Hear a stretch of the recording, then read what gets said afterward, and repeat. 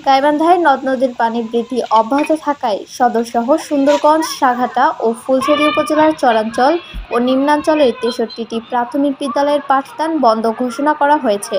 এর মধ্যে রয়েছে গাইবান্ধা সদরের ১৭টি, ফুলছড়িতে ১৪টি, সাঘাটায় ২১টি ও সুন্দরগঞ্জ উপজেলায় ১১টি প্রাথমিক বিদ্যালয়।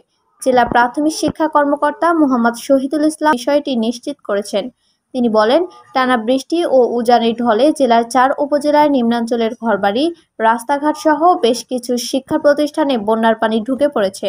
এ অবস্থায় শিক্ষক-শিক্ষার্থীরা কেউই স্কুলে আসতে পারছে না। এমন ৬৩টি বিদ্যালয়ে পাঠদান বন্ধ রাখা হয়েছে। বন্যার পানি কমার সঙ্গে সঙ্গে এসব স্কুলে পাঠদান শুরু করা হবে। জানা গেছে, কয়েকদিন ধরেই নদ-নদীর পানি বেড়ে প্লাবিত হয়েছে গাইবান্ধার চরাঞ্চল ও নিম্নাঞ্চলের বিভিন্ন এলাকা।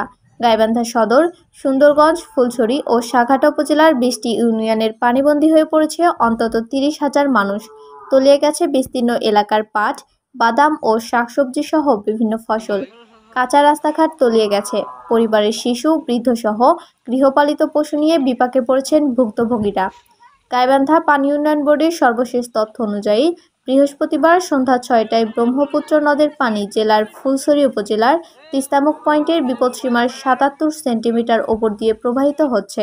এছাড়াও ঘাঘট নদীর পানি জেলা শহরের নতুন ব্রিজ পয়েন্টের বিপদসীমার ২৯ সেন্টিমিটার ওপর দিয়ে প্রবাহিত হচ্ছে। অন্যদিকে কাউনিয়া পয়েন্টে তিস্তা নদীর পানি বিপদসীমার ৪৭ সেন্টিমিটার নিচ দিয়ে প্রবাহিত হচ্ছে।